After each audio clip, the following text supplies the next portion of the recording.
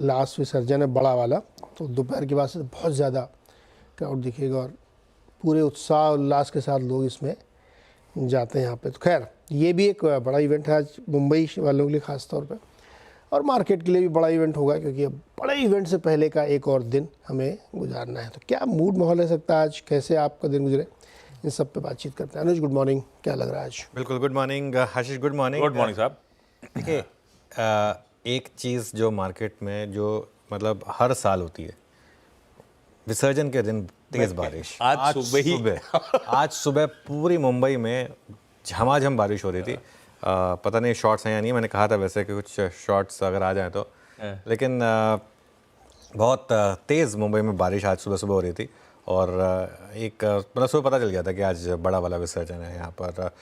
और विसर्जन तो खैर ये लेट नाइट तक चलेगा। इनफैक्ट कल हम जब सुबह का शो कर रहे होंगे तब शायद तब वो लाल बाग वाला जो विसर्जन है वो हो रहा होगा क्योंकि वो आज रात को वो पूरा आज दोपहर से शुरू हो जाएगा। आज दोपहर से शुरू हो जाएगा, खत्म होते होते कल सुबह वो विसर्जन हो रहा है। एब्सोल्युटली। और देखिए, अगर आप स्पेशली सी शोर्स के आसपास रहते हैं तो आज थोड़ा अपनी ट्रैवल को उस हिसाब से प्लान करिएगा। और स्कूलों की तो खैर आज छुट्टी होती है, वैसे तो खैर मार्केट की मुझे लग रहा है छुट्टी होनी चाहिए थी, आज इतना बड़ा दिन होता है।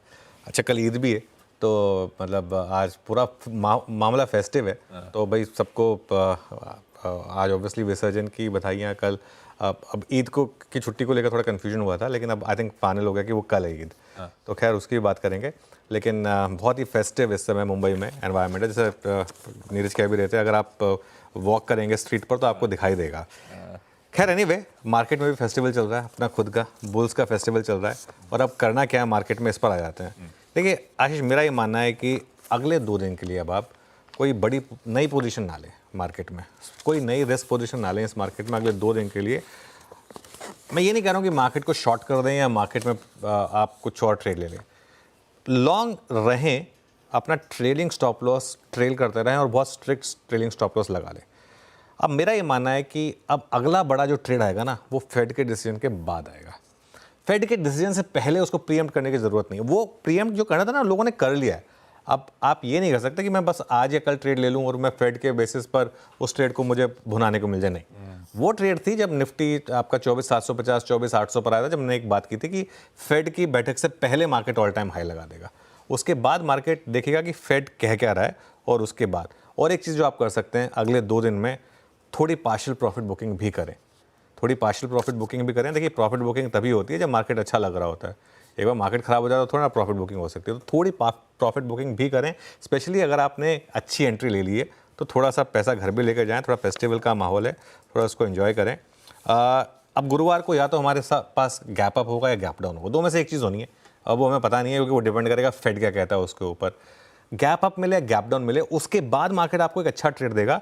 और हमेशा मैं एक चीज़ बोलता हूँ, इवेंट में पोजीशन लेके ना जाएं। इवेंट में मेरी कल तो ये स्ट्रैटेजी होगी कि कल सारी पोजीशन स्क्वायर ऑफ करके जाएं, थर्सडे को फ्रेश पोजीशन ले। भले ही आपको वो 150-200 पॉइंट महंगी या सस्ती लेनी पड़े, उससे कुछ फ़र्क नहीं पड़ेगा, लेकिन उससे फ़ायदा क्या होगा, आप एक वेल थॉट आउट डिसीजन बना सकते हैं। जब आप पोजीशन में होते हैं ना, तब आप इवेंट को उस हिसाब से रीड करते हैं। जब आप निल पोजीशन में होते हैं, तब आप बड़े इवेंट को सही जज कर पाते हैं। किन लोगों ने इलेक्शन के आउटकम के बाद ज़्यादा बड़ा पैसा बनाया? जो लोग अपनी ट्रेडिंग बुक को जीरो करके गए थे, क्योंकि उसके बाद वो उसको देख पाए। अगर आपकी ट्रेडिंग बुक इतनी थी तो उसको संभालने में वो पूरा दिन निकल गया था उस दिन। तो इसके लिए थर्सडे को ये वाली स्ट्रैटेजी रहेगी हमारे लिए। अगले 2 दिनों के साथ अगर आपको लॉन्ग करना है तो जो फेड से रिलेटेड सेक्टर्स है ना, उन पर आप चाहे तो फोकस कर सकते हैं। जैसे कि मेटल्स हो गया एक एग्जांपल, डॉलर इंडेक्स वो 1 साल के लोस पर आ गया है, तो वो मेटल्स के लिए थोड़ा पॉजिटिव है। बड़ी रैली हो चुकी है यहाँ पर, ध्यान रखिएगा। लेकिन इस चीज़ का डॉलर इंडेक्स 100 के नीचे फिसलने को तैयार है, 100.68। लेकिन यहाँ पे मैं एक चीज़ ऐड कर देता हूँ, ये जो डॉलर वीक हो रहा है ना आशीष, ये मेनली येन की मजबूती की वजह से हो रहा है। ये वो नॉर्मल वाला जो डॉलर इंडेक्स जब गिरता है पूरी करेंसीज, उसका इम्पैक्ट नहीं है, डॉलर येन का इम्पैक्ट है। डॉलर येन देखिए आप 140.37, जब अगस्त में मार्केट की बड़ी करेक्शन आई थी ये 139 पॉइंट समथिंग था, तो ऑलमोस्ट वापस वहाँ पर आ गया है। और इसका मतलब क्या है, फिर से ग्लोबल मार्केट में कैरी ट्रेड अनवाइंडिंग का एक रिस्क लौट कर आ रहा है ग्लोबल मार्केट में। ध्यान रखिएगा, अगस्त में इसी कारण से ग्लोबल मार्केट में एक बड़ी करेक्शन आई थी, जब वो मार्केट काफ़ी गिरा था। जापान मार्केट में सर्किट लग गया था, आपको याद होगा जब, और तब हमने एक व्यू लिया था कि नहीं कम गिरेंगे हम ज़्यादा चलेंगे, वो अलग चीज़ है। लेकिन एक रिस्क रहेगा ग्लोबल मार्केट में।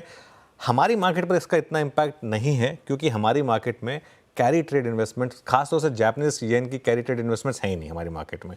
तो इसके लिए लेकिन एक बार अगर ग्लोबल मार्केट गिरेगा तो सेंटिमेंटल इम्पैक्ट तो आएगा हर मार्केट में। इसके लिए मैं कह रहा हूँ कि थोड़ा सा अगले 2 दिन स्क्रीन देखें, थोड़ा सा कॉशियस रहें, थोड़ा सा प्रॉफिट भी बुक करना चाहें तो बुक कर लें, और अगर मौका मिले इस वजह से अगर मार्केट गिरे और आपको लोअर लेवल पर मौका मिले तब कूद जाएँ उसके अंदर।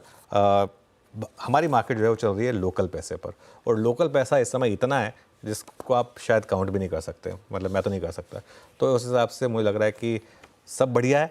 बस ये है कि एक बार हम इवेंट के इतना करीब हैं कि यहाँ पर मैं फ्रेश लॉन्ग की एडवाइस नहीं दे सकता। मैं यही कहूँगा कि अपने एग्जिस्टिंग लॉन्ग्स को मैनेज करें, नहीं मैनेज कर सकते, नहीं स्टॉप लॉस लगा सकते तो थोड़ा बुक कर लें, और उसके बाद इवेंट के बाद थर्सडे को एक फ्रेश व्यू लेकर। बहुत बढ़िया, बिल्कुल सही है। ये है अप्रोच। अब बहुत क्रूशियल जंक्चर पे अब बाजार खड़ा हुआ है। आज शाम से दरअसल वो 2 दिनों की फेड की बैठक की शुरुआत होगी और कल रात आउटकम आएगा। इसीलिए फिर जब आउटकम पे हम थर्सडे को रिएक्ट करेंगे, फ्रेश माइंडसेट के साथ अप्रोच करेंगे उस बड़े इवेंट के बाद। खैर चलिए, आज का एक इंपॉर्टेंट सेशन खड़ा है, उसकी तैयारी कर ली जाए। और तैयारी करेंगे पहले आज के इस मुनाफे की तैयारी की सुबह की टॉप हेडलाइंस के साथ। इंडिया की मार्केट न्यूज का हेडक्वार्टर, सटीक एनालिसिस, मार्केट का हर insight, biggest market voices, global indicators, best stock picks, ये है मुनाफे की तैयारी। CNBC आवाज मोतीलाल ओसवाल स्टूडियो, मुंबई से लाइव।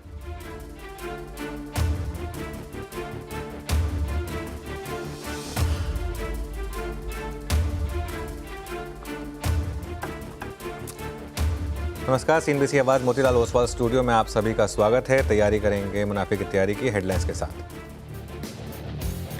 ग्लोबल मार्केट से मिले जुले संकेत। एशिया में निकेई करीब 1.5% कमजोर, लेकिन गिफ्ट निफ्टी में 40 अंकों की बढ़त। ब्याज दरों पर फेड के फैसले और रिटेल सेल्स के आंकड़े से पहले कल मिक्स बंद हुए थे अमेरिकी बाजार। डाउ 0.5% चढ़ा तो नैस्डैक 0.5% गिरा। आज शुरू होने वाली फेड बैठक से पहले सोना रिकॉर्ड स्तरों पर कायम। कॉमेक्स गोल्ड $2600 के ऊपर टिका।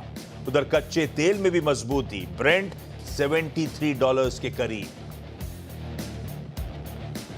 There needs to be a bit of caution on it. But that's not to suffocate the market. That's not to suffocate people who want to go and engage themselves there. News 18 चौपाल में बोली वित्त मंत्री निर्मला सीतारमण, निवेशक एहतियात बरतें हैं लेकिन सरकार का इरादा मार्केट का गला घोंटने का नहीं। कहा GST दरों को तर्कसंगत बनाने पर काम जारी। सेबी चीफ से जुड़े आरोपों पर कहा माधवीपुरी बुच ने ज़्यादातर सवालों के दिए जवाब, तथ्यों पर करना चाहिए फोकस।